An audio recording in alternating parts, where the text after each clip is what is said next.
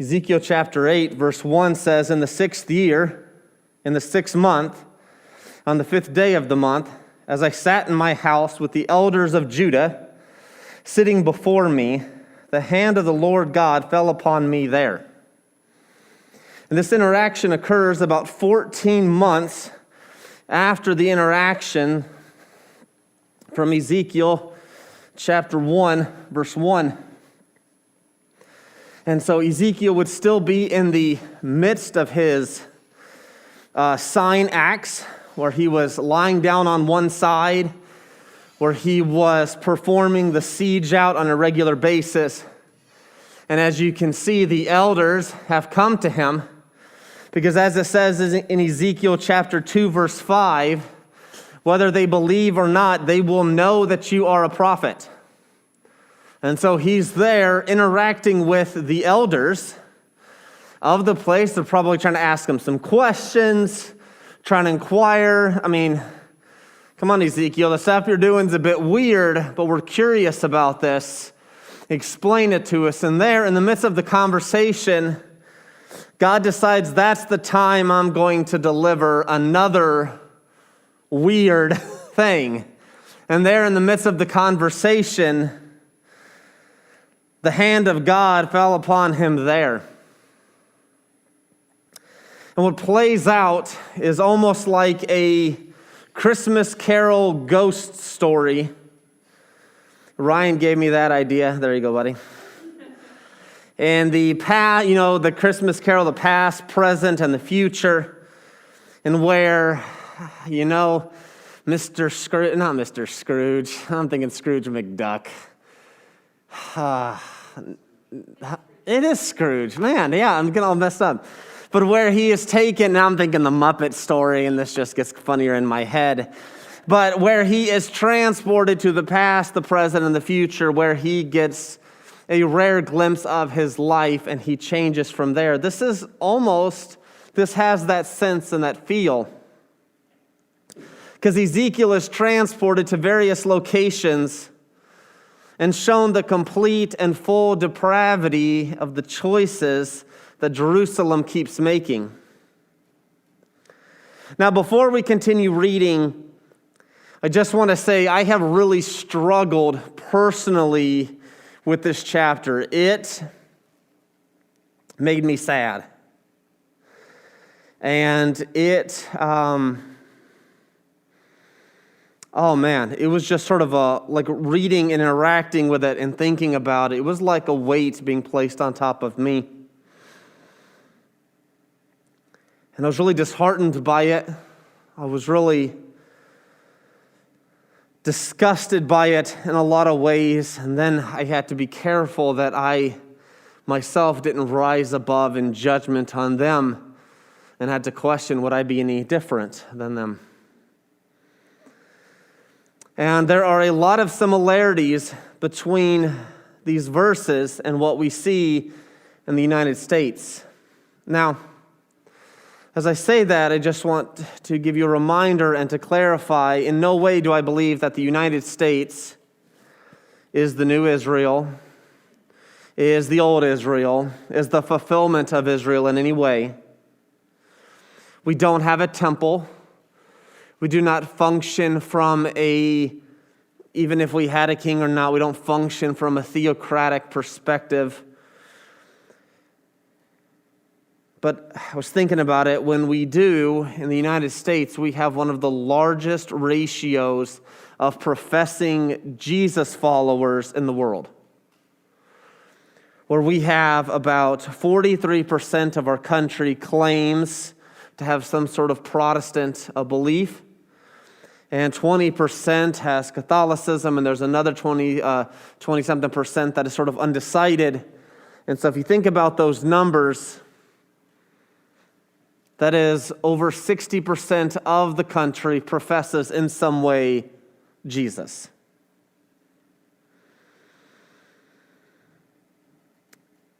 And I would, as you get to thinking about it, the majority of the nation of Israel would have claimed in some way that they followed Yahweh. that they followed God. They just added a few more things in the midst of that. And they would have claimed God, and as we'll see in their life, they lived completely differently. And that is what I think we need to consider as we walk through this, that just because you believe in a being doesn't mean you are living like you believe in the being. Just because you believe in God, it doesn't mean you are following God. Just because you profess God, it doesn't mean you're walking a life like you should. In Ezekiel chapter 8, verse 2, it says, "Then I looked, and behold, a form that had the appearance of a man. Below what appeared to be his waist was fire, and above his waist was something like the appearance of brightness, like a gleaming metal. He put out the form of a hand and took me by a lock of my head. And the Spirit lifted me up between earth and heaven and brought me in visions of God to Jerusalem, to the entrance of the gateway of the inner court that faces north." And we'll read here, we'll pick this up in a second. But I want you to think about this. So Ezekiel, as he's talking with the elders, is suddenly transported into a realm which is really between heaven and earth in the spiritual realm, where you can see Ezekiel's grasping for words here. There's this figure, he was like on fire, and then he reached out like what would look like a hand, and I like that phrase, he pulled me up by a lock of my head. It's like, parents, did you ever just gently place your hand behind your kid's ears? Not yanked on them, but just as a, hey, I'm here. My mom would do that occasionally, or she had this really hard pinch that she could do, and I knew that she could do it. So all she had to do was put her fingers on me in that position, and I would do whatever she wanted.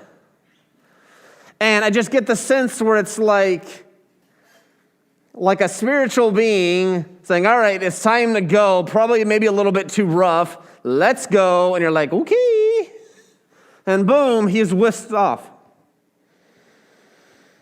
And he's brought to Jerusalem, of the inner court that faces north, where was the seat. And what he describes is the image of jealousy, which provokes to jealousy. He doesn't even label what this is.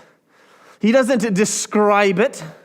He doesn't say, oh, it looked like this, it looked like an enemy. No, this image provoked God to jealousy. And it was located right in the entrance of the inner square. So just to put an image to this, as you guys can see, this is a depiction of what the temple would look like. Most are in agreement that it looked like this or like this. You can see sort of the similarities, okay? But as you get an idea, there was the inner court, and then out there was an outer court. And so here in the inner court, there were various gateways inside. And there was also probably some gateways in back that the Levites could use to exit, where they didn't have to go through the lines, where they could exit in the back. And so here you go. And they said here, as Ezekiel was brought into the inner, he recognizes the temple instantaneously. And right there in the gateway was a large statue of a false god. That's what Ezekiel is greeted with. So you can imagine it'd be like right here, overlooking the sacrifices being offered, was a pagan idol.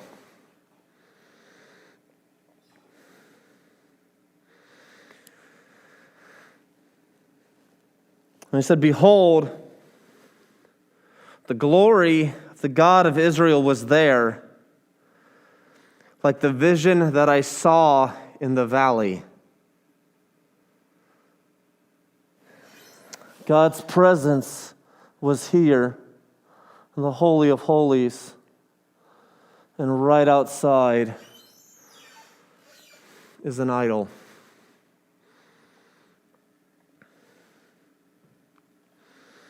And he said to me, Son of man, lift up your eyes now towards the north. And so I lifted up my eyes toward the north, and behold, north of the altar gate and the entrance was this image of jealousy. And he said to me, Son of man, do you see what they are doing? The great abominations that the house of Israel are committing here. With the result, this is sort of a tricky thing, but with the result that's actually going to drive me far from my sanctuary. So God is here and he's looking around and says, look at these great abominations that are driving me away. And I describe verses 2 through 6 like this, and you'll catch it at the end, but this is really the public corruption of the nation of Israel. Because to place a statue of another idol, another god, in the doorway that can be seen by the outside is declaring publicly, this is not Yahweh's temple. This is someone else's temple. This isn't Yahweh's holy, sacred place, but someone else's. And publicly, they let it happen. They allowed it to go on right there in the gateway. This wasn't happening privately. This was very public. This was very loud. This is very out there. The thought is that this image that provoked to jealousy was most likely an idol based on Baal and Asherah. Because in Deuteronomy chapter 4, if you wanted to turn there, it's like the fourth book of the Bible, Deuteronomy, fifth book of the Bible, what am I saying? Deuteronomy chapter 4, verse 16. He says, beware lest you act corruptly by making a carved image for yourselves in the form of any figure, the likeness of male or female, the likeness of any animal that is on the earth, the likeness of any winged bird, the likeness. Beware, as he says in verse 19, lest you raise your eyes to heaven, and when you see the sun and the moon and the stars. He says in verse 20, but the Lord has taken you and brought you out of the iron furnace, out of Egypt, to be a people of his own inheritance. He's not in the mood to share you, Israel.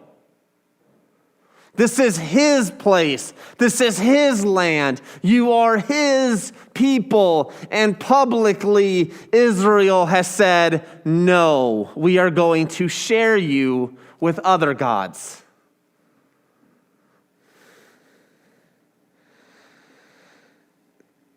See, as he says in Ezekiel chapter 5, verse 11, where he was sort of setting up the stage for this, if you remember, as he said in verse 11, of chapter 5, he says, therefore, as I live, declares the Lord God, surely because you have defiled my sanctuary with all your detestable things and with all your abominations, therefore I will withdraw.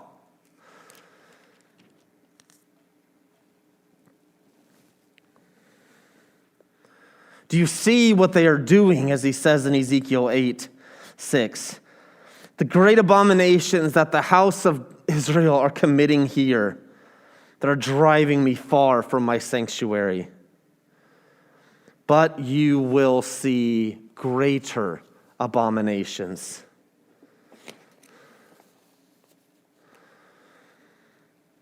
It's in in Exodus chapter 20, verse 1 through 6. You're familiar with it as the passage of the Ten Commandments. I wanted to read these to you, and this is God's covenant that he was setting up and establishing with the people of Israel. And he says there in Exodus chapter 20, verse 1, and God spoke all these words, saying, I am the Lord your God, who brought you out of the land of Egypt, out of the house of slavery. You shall have no other gods before me. You shall not make for yourself a carved image of any likeness of anything that is in heaven above, or that is in the earth beneath, or that is in the water under the earth. You shall not bow down to them or serve them, for I am the Lord your God. I am a jealous God, visiting the iniquity of the fathers on the children to the third and fourth generation of those who hate me, but showing steadfast love to thousands of those who love me and keep my commandments. God says, I am a jealous God. See, jealousy isn't wrong when it's yours. And God is like, you are my people. I bought you. I sacrificed for you. I have brought you to a special land. Those fake idols have done nothing for you. Just want you to love me. Want you to make me, it's exclusive. It's just you and I. God is demanding, God has asked them to do. And here in the temple square, they completely violated it. There was complete public corruption. But let's keep going in Ezekiel 8, verse 7. And he brought me to the entrance of the court, and when I looked, behold, there was a hole in the wall. Then he said to me, Son of man, dig in the wall. So I dug in the wall, and behold, there was an entrance. And he said to me, Go in and see the vile abominations that they are committing here. Now I'm going to advance to a slide, maybe gives us a little better look of this. But as you can see in the temple square, you have the altar, the laver where they washed, and inside here there were 10 golden candlesticks, 5 on this side, 5 on this side. In here was a large set of doors that blocked the Ark of the Covenant with the cherubim, and the presence of God was to reside here. And generally speaking, here they would regularly offer incense at least twice a day, and the incense were to picture the prayers of the people going up to God. And that was here, and you had the showbread, and you have this. And so this was a very, very solemn place. And everything pointed to the presence of God that was right behind the door, and God would dwell with his people there. And so it's very beautiful. See, King Solomon had created an incredible looking temple that was one of the great, I don't want to say wonders of the world, but it was definitely a wonder of that time where people traveled from all over the place to go and to see what Solomon had done. It drew people there, and so you have this image, and I bet Ezekiel was very well as one training to be in the priesthood. He was very familiar with what this looked like. And God pointed out, there's a hole here in the wall. I want you to dig yourself and go through it a little bit. And so here he goes. We don't know how he got in there. We don't know where the hole is, but he crawled into the hole. And I want you to just follow with me what he sees. And so I went in and saw, and there engraved on the wall all around was every form of creeping things and loathsome beasts, and all the idols of the house of Israel. So a priest of God steps in and looks around, and inside God's sacred place are carvings. They have been desecrated with pagan images, beasts, etc., that the people of Israel were worshiping. And there, and before in verse 11, and before them stood 70 men of the elders of the house of Israel. And if this throws you back, if you remember when Moses was leading the nation of Israel out of Egypt, he was literally sitting on his chair all day, every day, and his father-in-law said, hey, you need some help, dude. Says unhealthy. And he recommended 70 men that would help him judge and rule and govern. Well, it looks like they went back to this mentality after, because remember, they're in exile, the Babylonians took all the leadership with them. All the things. So it looks like they reverted back to, sort of this model, or hey, if it's okay with Moses, we're going back at it. And so they grabbed 70 people who helped govern and regulate the city of Jerusalem after this giant exile.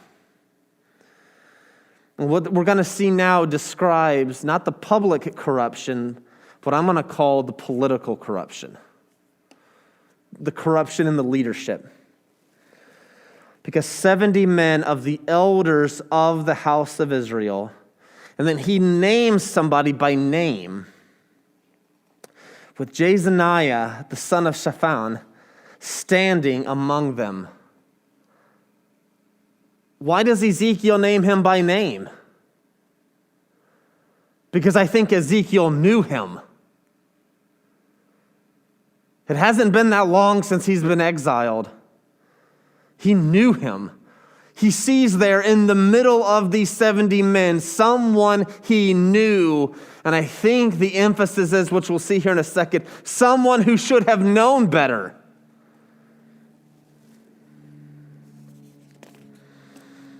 See, this phrase, son of Shaphan, he was a scribe to King Josiah, and at one point, this guy was ordered to help repair the temple. Josiah was considered to be a righteous man, and here, one of Josiah's right-hand men was in the middle of these 70 elders of the city, not offering prayers to Yahweh, not offering prayers to the God of Israel, but in the midst of pagan rituals and images, leading these 70 men to offer up their prayers to abominations.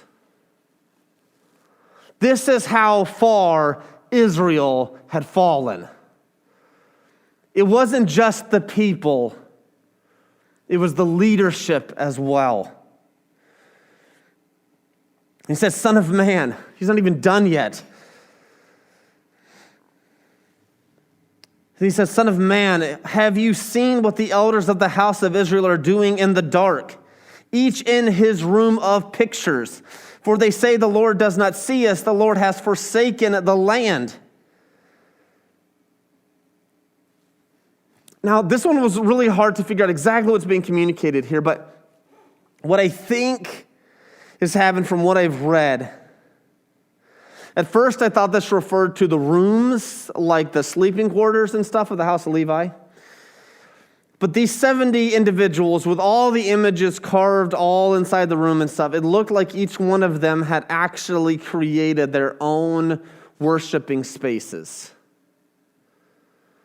And there in their own worshiping cubicles, there inside God's sacred place, they were offering their secret and hidden prayers to creatures, to abominations, to gods of foreign nations.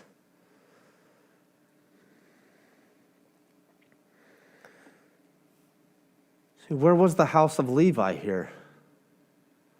I mean, where is God's appointed people? They were supposed to be offering sacrifices. Where's the high priest? Where's any of the priests? Instead, we have 71 political leaders in the temple doing what the religious leaders are supposed to be doing and offering prayers to idols and abominations before God.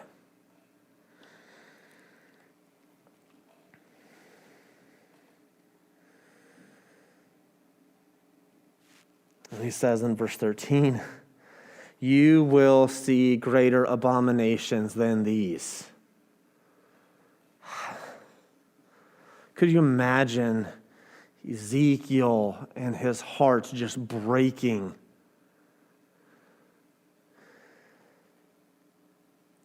And then he brought me to the entrance of the north gate of the house of the Lord, and behold, there sat women weeping for Tammuz.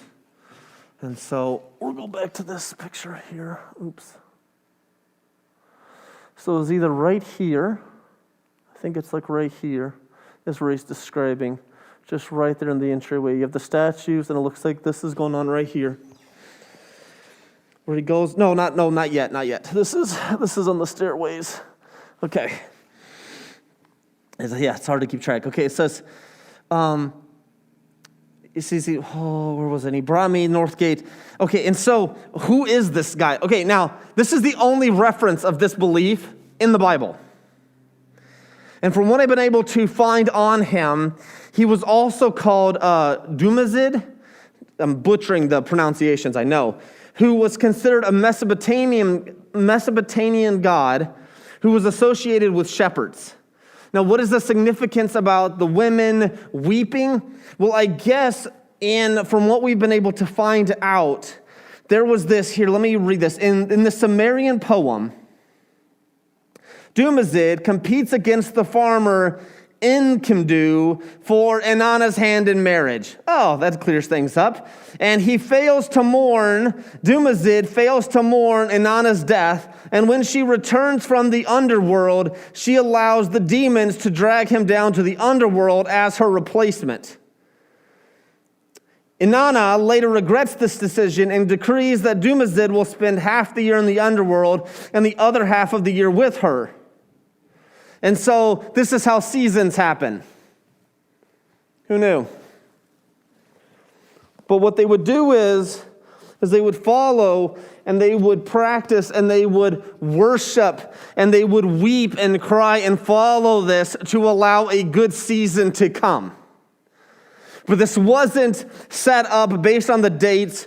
The sad part is this wasn't even the time you would do this holiday. But the people of Israel were getting so desperate for what was coming, they started quickly incorporating any pagan belief they could and started doing it. So here's an example of one of those.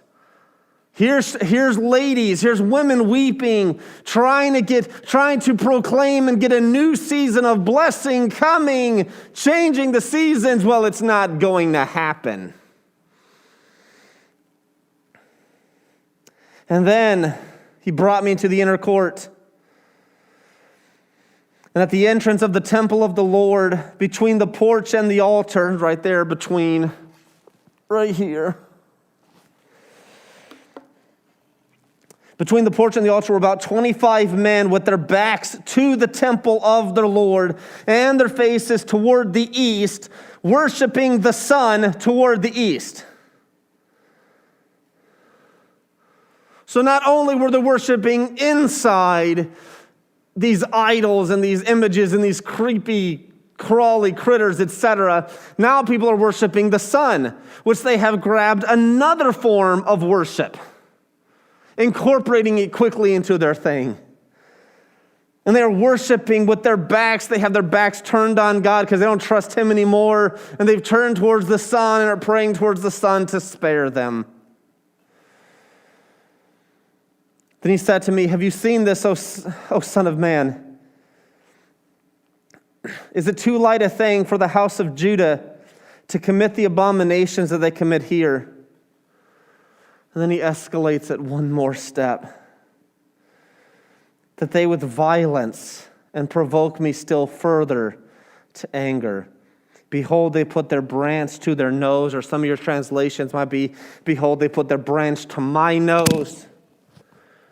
And we don't really know what that phrase means, branch to the nose.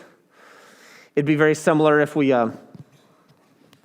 if YOLO was in the Bible. You only live once.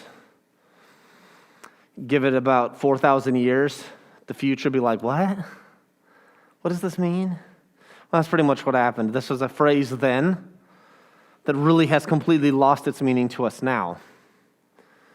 And there are a lot of ideas for what this means. Some of these believe that it's actually a very vulgar reference.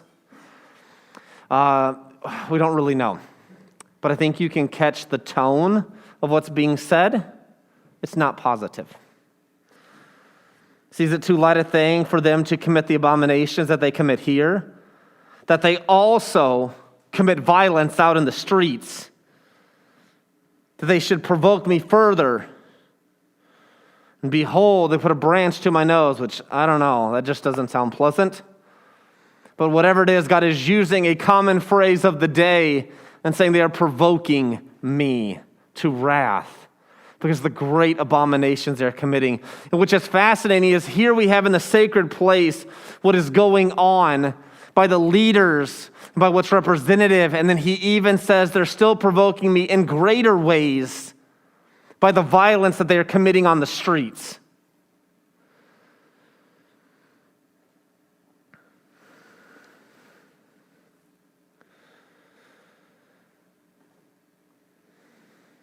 It says, therefore, in verse 18, I will act in wrath, my eye will not spare, nor will I have pity. And though they cry in my ears with a loud voice, I will not hear them. Which is really sad because God was there, right beyond that set of curtain and doors, right there. And they chose to worship things that aren't even real.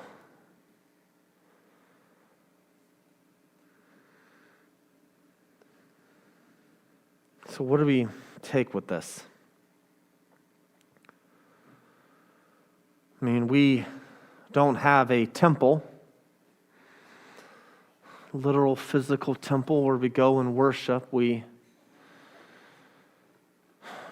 are blessed by the grace of Jesus as we place our faith and trust in Jesus Christ. The Holy Spirit comes and indwells us, where each one of us is God's temple. And there's a greater responsibility for us as individuals to take that seriously. Because all the corruption that we see out here, that's public, that's in front of people, that all started in their hearts. And then as that not being satisfied in what God has done, and falling and resting and getting trapped by idolatrous systems and pagan and worldly thoughts and the lies that Satan is constantly pumping out there, they bought into that and they desecrated their temple. And so it's just trying to think of, based on what we've read here, some statements that I think we should consider as we wrestle around and think through passages like this. And so the first one I gathered was this, is when we live like God does not see what is done in private, I think corruption grows.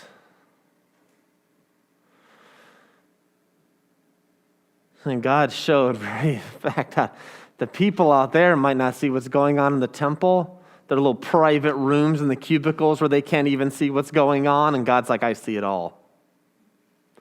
Every single act I see. And when we begin to act like God doesn't see what's going on privately, I think corruption begins to grow. And when we live like God does not care about what is going on in private, corruption grows. Yeah, he sees it, but it matters to him. See, God cares about what's going on in your heart.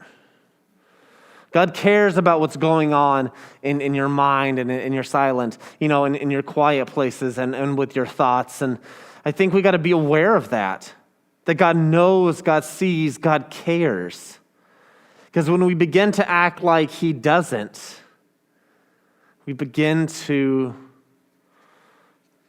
get off path And I believe the corruption that we see here will begin to manifest itself through our old man and our old nature. It loves that. I think this one, when we rest in pagan leadership to lead us spiritually, I think corruption grows. Those elders had no business in there. But the city had turned to these men to get them out, and here they are performing spiritual acts. Corruption grows. And I think for us here in the United States, we must be incredibly careful to not let pagans lead us spiritually, because they have no business doing it. When we justify violence against the color of one's skin or poverty level, such as abortion, which the majority of abortions happen to young moms who are well below the poverty level, we justify the violence done to them. People justify the violence done to people of minorities, trapping them in cages and murdering them on the streets. And then when we justify violence then against people because of the uniform one wears, corruption grows. We as Christians cannot justify violence of any kind. And God turns, he's like, there's even greater corruption is the violence that these people are committing on the streets. When we abandon our responsibilities before God, corruption grows. And that's what the nation of Israel did. They had a unique calling. They had a unique role, a unique responsibility before God as his priests, as his representatives. They had a unique and special covenant that was supposed to make the Gentile nations jealous and draw people to a special relationship with God. They abandoned that, and corruption grew.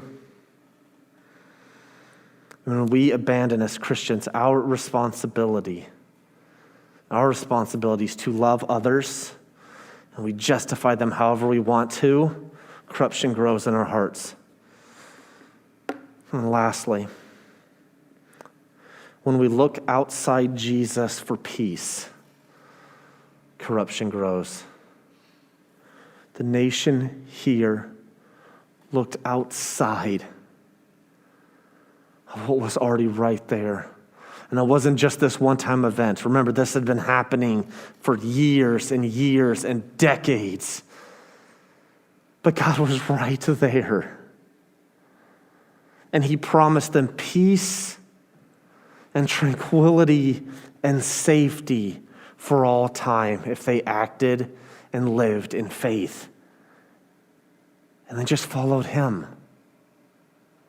And instead they sought safety elsewhere, in other nations, and other systems, and other worldly thoughts, and other ideas, and corruption grew. And here as Christians in America, we, no matter what happens here, no political party is going to save us. No human being here on earth is going to save us. Nobody here on earth can promise us peace.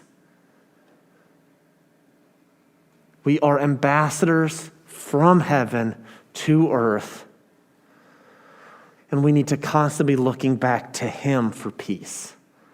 No matter what's going on in the nation and in the country and what the news is trying to hype on us, or our political candidates are telling us what's going to happen if we vote for candidate A or B or whatever else is going on. You know what? No, I get my peace in Jesus always.